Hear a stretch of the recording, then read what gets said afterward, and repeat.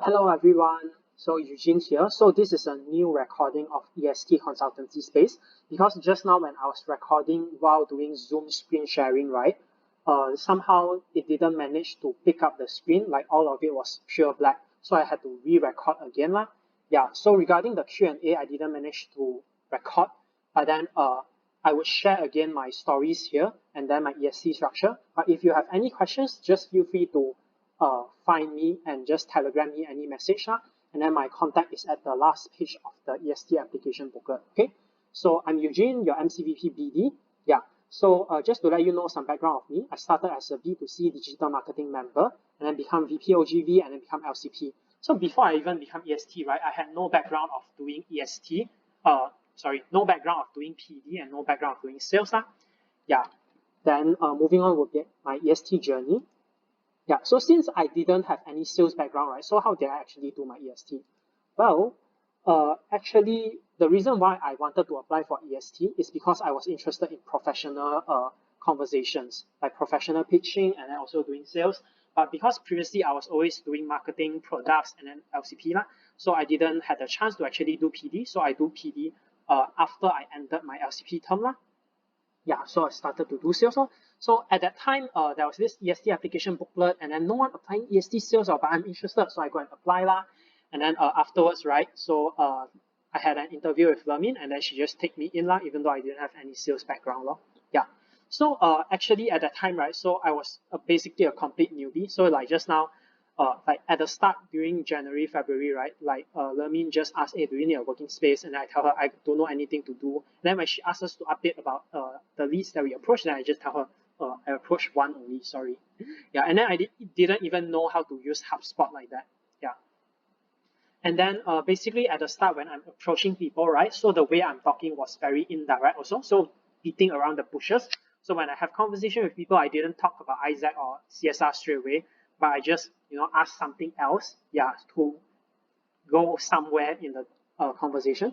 And then, or I would use another strategy is to ask, how are you? And then if that person reply, then I continue to talk to that person. But then actually these methods were quite ineffective.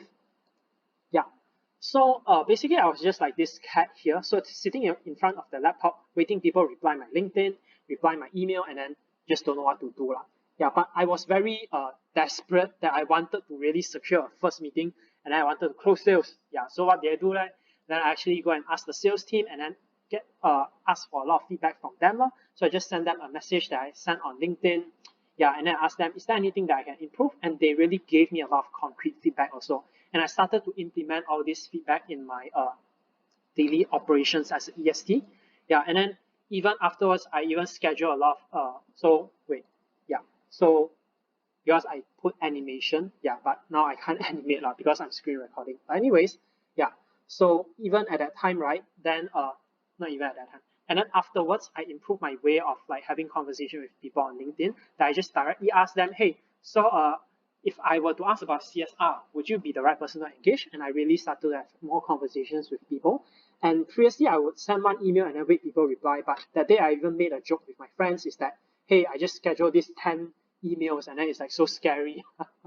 Yeah, something like that. So previously, I was more passive, but now I'm more proactive that I actually proactive following up with a lot of companies and understand their situation like that. Yeah, and I even go and optimize my LinkedIn profile. So because whether people would accept your connection request is really dependent on your profile also. Yeah, so I go and optimize it and then I write more LinkedIn posts also. And this change of strategies actually turn things more effective. Yeah, so like after I follow up, people actually start to reply me and give the emails. And after I send the emails, people will start to accept my invitations for first meetings also. Yeah, they are interested to collaborate. And I finally get to start writing proposals because previously it's like no sales meeting secured, right? So no proposal to send people. And throughout the process, actually something magical happened. Yeah, so magical like SpongeBob rainbow. Yeah, that actually during the time that I was doing my EST sales, right? Actually, I got a job offer. Yeah, so actually this manager from Taylor CSR, she was interested to offer me a job because she saw my profile very active on doing CSR also. Yeah, and I would say the benefits is not only on getting extra opportunities or getting extra job offers, but I think throughout the process of doing EST sales here, right, what I learned was also understanding the essence of sales. Yeah, understanding the essence of sales. So previously, when we talk about sales, then a lot of people would think about, oh, speaking a lot of stuff and then pitching, blah, blah, blah, and then spitting your saliva all around the place. So very disgusting like that. But then after learning sales and after having a first few meetings, then I realized when I do that, right, when I try to pitch very hard, it's not effective. But instead, afterwards, I get to learn that the essence of sales is actually just purely sharing. Yeah. So it's just sharing your perspective towards what you are doing in Isaac, and then also what you believe in CSR, sharing your insights, and then understanding if this person really want to buy your product or not. Yeah. And I think in this process, right, I also start to have a wider perspective and I start to have a bird's eye view. So what do I mean by that? Is previously I would get very frustrated when one person doesn't reply my email. But then after, sending like 10 plus emails like that, then I realized actually it doesn't really matter if, these 10 plus people doesn't reply my email or not. Yes, it's still very hard to convert these people into first meetings. In fact, I can tell you the real data is I contact 50 companies, only 8 of them replied to me and have sales meeting like that, the first meeting. Yeah. So I would say it's still a tough process, but it actually made me understand it's okay if people are not interested in your products. And it's very normal also. Yeah. But what matters is that throughout the process, you actually get to share your perspective with other people, and you manage to find one person that really believes in your vision and mission and really believes in the power of influence that you can bring towards young people. Yeah, so what do I mean by this? This is actually because I actually had a very fruitful conversation 2 weeks ago. So I had this sales meet with this company called Plus Malaysia. They own highways. And then after I tell them about what we are doing in Speak Up, then they actually offered a lot of different ideas on how we can improve Speak Up to be better. And before we even tell them about what we are doing as ISA in Malaysia, right, they even tell us that how we can improve Malaysian lives, and they tell us that we really need to believe in what we are doing because what we are doing is actually benefiting the community and really bringing real change towards university students and high school students, and we can really shape a better Malaysia throughout this process. And it really resonated to me because before we even talk about FAUM, right, they already portray the FAUM spirit there already. So a lot of companies, they may be interested in benefits, KPIs, whether you can bring me what I want, the marketing, branding. But there are companies that are interested in really helping communities also. And this is actually what motivates me more to actually do more about what I'm doing in BD here also. Because it actually made me understand more that there are people who care about this, and I really need to do this well and synergy with my IGV so that we can make sure to match this partner together with our project and bring values to both sides also. Yeah. So after sharing this story, I just want to say that it seems easy on surface, yeah, but actually it's quite challenging in the practice also. Yeah. In fact, if it's not challenging, you wouldn't be here to apply for EST also, right? Yeah. But as challenging as it was, honestly speaking, it was actually a journey of conquering my fears also. So I had the fear and insecurities of thinking that people may not accept our pricing, they may think it's too expensive. Who would want to partner with us? And who would even want to reply to my emails? But after taking the actions to really validate it, then I realized that yes, it's still true, but actually most of the time it's also my fear and insecurity. It shouldn't stop me from continuing playing this game.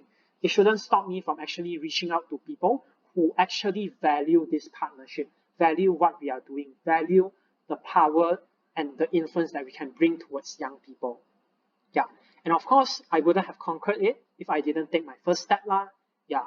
So speaking of first step, which is your first step also, so I'll introduce my EST BD opportunities. Yeah. So basically what BD does actually is quite similar to what current PDIGV is, and then the EST structure is similar also. So here I have 4 pillars. So the first pillar is National Project Account Manager. For here, I don't have any team leaders, so directly have account managers of COP and SU to manage. Yeah. So National Project Account Managers.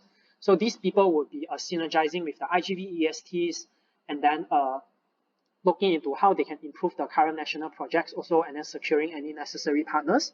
The second one would be NCR. So in case you don't know what is NCR, basically it's finding non-government organizations or social enterprise that are interested in having volunteers. So they don't have volunteers, we supply volunteer for them like that. So from there, it's kind of like IGV, but it's a mix of IGV and BD like that. And it's similar to IGTA also, but it's the volunteer version of IGTA like that. But technically, you're also doing IGV in NCR also, but NCR is being part under me, under BD, because it needs a lot more sales development to find more partners to match the opportunities. Yeah, and the third pillar would be national sales, CSR partnership. So which is the story that I shared just now and what I'm doing as my current EST role also. Yeah, so the third pillar here is basically understanding what are the national IGV projects like that, and then understanding what we can match them, and then what we can sell and bring in partners like that. But this is fully focused on financial partners. So for COP and SU, here the account managers, they are doing learning partners. They can find financial partners, but the main focus of financial partners would be on the CSR partnership team like that. And the last pillar would be the public relations. So this one is engaging with government and getting the endorsement. However, currently the role is already taken, and so for COP account manager also. Yeah. So regarding the details, description is all here. So, and just now I also mainly mentioned my main focuses also. Yeah, and my main focus will be heavily on national sales. Yeah. So that's all. If you have any questions, just feel free to reach out to me, and just have the questions with me on Telegram also. Yeah, so that's all from my side. I'll end the recording. See you.